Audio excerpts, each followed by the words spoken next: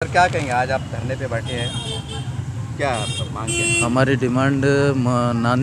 Demand Nanded के पीर बुरहान शहीद व मस्जिद सालेहीन के ताल्लुक़ से है, वहाँ के इमाम के ताल्लुक़ से है। और हमने बहुत 4-5 साल से पाठ पुरावा किए थे इसका, लेकिन किसी किस्म की कार्रवाई हो नहीं रही है। और अभी फ़िलहाल जो है ये मुशीर साहब उनका साथ देते हुए भ्रष्टाचार के तमाम हदें पार करी हुई हैं और कुछ पैसों का व्यवहार भी हुआ है इसके अंदर।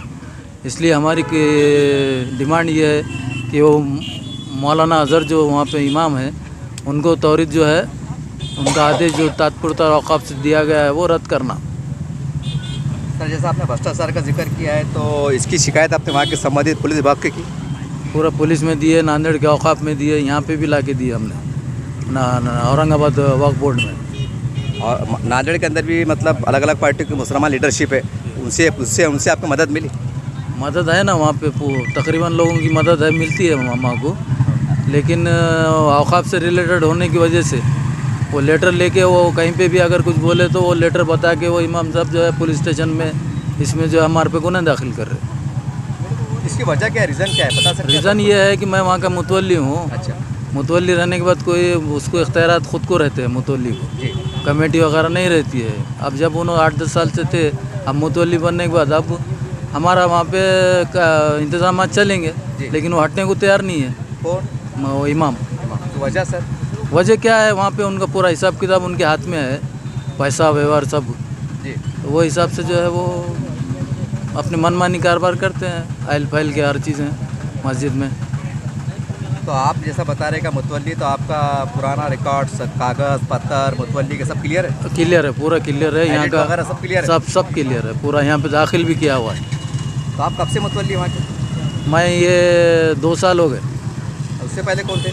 उससे पहले हमारे दादा थे, परदादा। तो 2 साल के दरमियान में मतलब आपका कुछ इमाम साहब से कुछ मतभेद हुआ? मतभेद कुछ भी नहीं हुआ। हमारा कहना औक़ाफ़ से है ना रिलेटेड, उनसे हम कहीं को ये करेंगे ज़्यादा।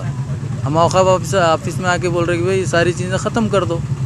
साहब एक इमाम का जो मर्तबा होता है बड़ा होता है, जब इमाम साहब का लफ्ज़ आता है तो लोग डर जाते हैं, और आप इमाम साहब के ख़िलाफ़ यहाँ बैठे मुठ खुले तौर पर, तो बता पाएंगे कि मतलब ऐसी क्या ख़ास बात है, मतलब इमाम साहब से जैसी कि कौन सी गलती हुई? अभी आप जैसा बोले इमाम साहब का मर्तबा बहुत बड़ा है, ये मैं भी जानता हूँ। और अगर इमाम साहब के पीछे 5-25 लोगों का ख़िलाफ़ है तो वो इमाम साहब को चाहिए कि वहाँ नहीं रहना। नाराज़गी अगर रही तो ये शरीयत के ख़िलाफ़ है।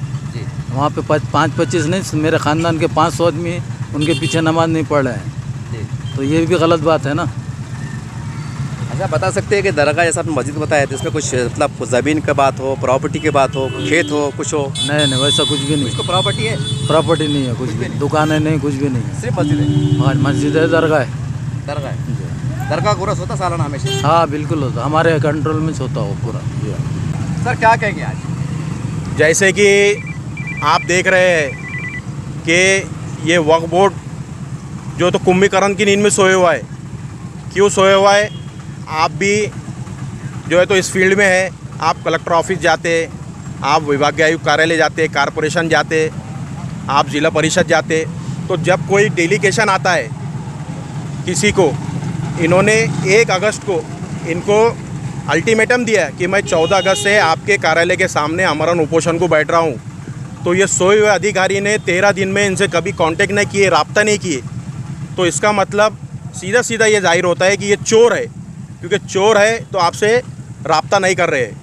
और इसीलिए हमने गब्बर एक्शन कमेटी के साथ साथ आज हमारे साथ में औरंगाबाद ज़िले के 15 से 16 संगठनों ने इस उपोषण को पाठिंबा दिया है, जिसमें हमारे छावनी परिषद के उपाध्यक्ष शेख हनीफ बब्बू भाई, हमारे विकलांग सेल के जिलाध्यक्ष नासिर भाई, हमारे राष्ट्रवादी कांग्रेस पार्टी शरद पवार गुट के सैयद लैखुद्दीन साहब, और भी सारी सामाजिक संगठनों ने इसको सपोर्ट किया है।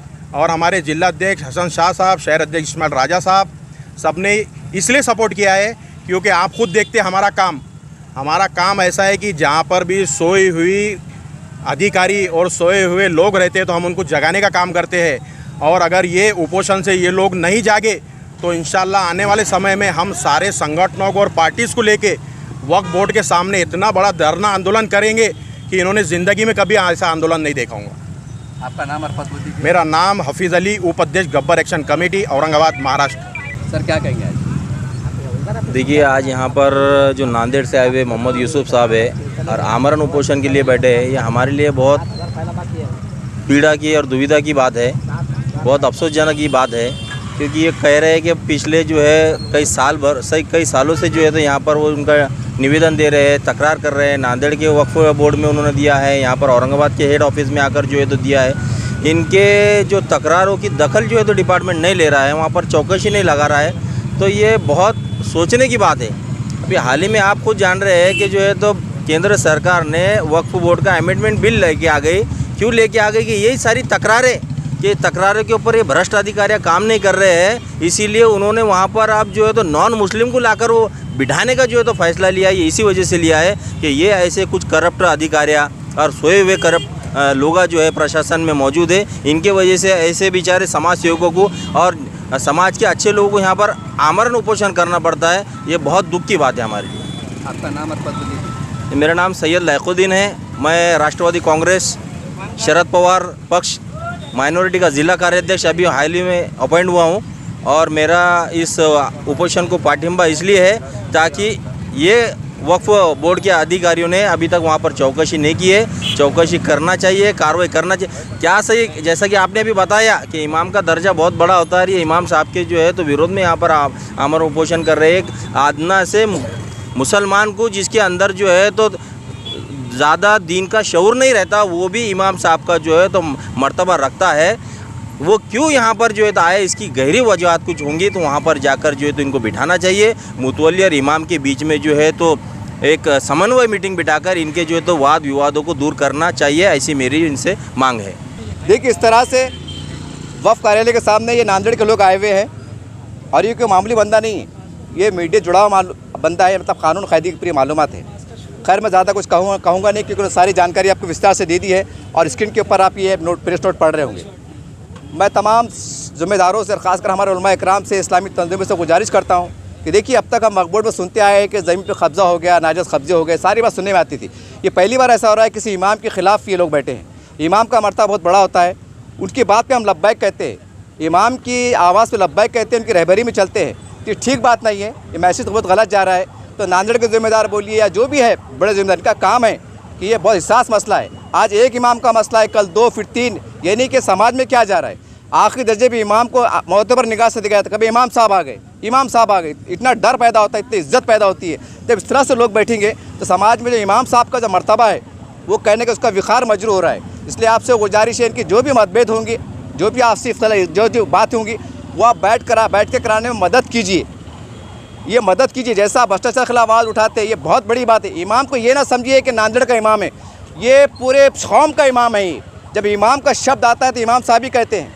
तो आपसे गुजारिश है, नांदेड़ के लोग, औरंगाबाद के लोग, आपसे गुजारिश है, जैसे पॉलिटिकल लोग हैं, जैसा राजनीति के लिए आप तड़जोड़ करते हैं, रात के अंधेरे में बहुत कुछ बातें होती हैं, तो ये भी कौम का मसला है, समाज का मसला है। जो भी मतभेद होंगे आगे आइए, सीओ साहब से बात कीजिए, क्या हो सकता है करने की कोशिश कीजिए, वरना मामला चलते रहा तो कल को चलता आदमी इमाम साहब को गाली देगा। ये आपकी हमारी जवाबदारी है कि इमाम साहब के मर्तबे के विखार को मजबूर होने से बचाए। ये मामला क्या है क्या नहीं, ये बात का विषय है। जब इमाम का मर्तबा आ रहा है तो हर एक की गैरत को जागना चाहिए कि हमारे इमाम साहब है। मैं इतना ही कहना चाहता हूँ, इससे अपील करना चाहता हूँ। उम्मीद है कि आप जागेंगे। देखते रहिए आप एचएन न्यूज़ चैनल। जय हिंद, जय महाराष्ट्र। मुर्दाबाद मुर्दाबाद मुर्दाबाद मुर्दाबाद मुर्दाबाद मुर्दाबाद मुर्दाबाद मुर्दाबाद मुर्दाबाद मुर्दाबाद मुर्दाबाद मुर्दाबाद मुर्दाबाद या भ्रष्टाचार अधिकाऱ्याचा करायचं काय? या भ्रष्टाचार अधिकाऱ्याचा करायचं काय? मुर्दाबाद मुर्दाबाद मुर्दाबाद मुर्दाबाद मुर्दाबाद मुर्दाबाद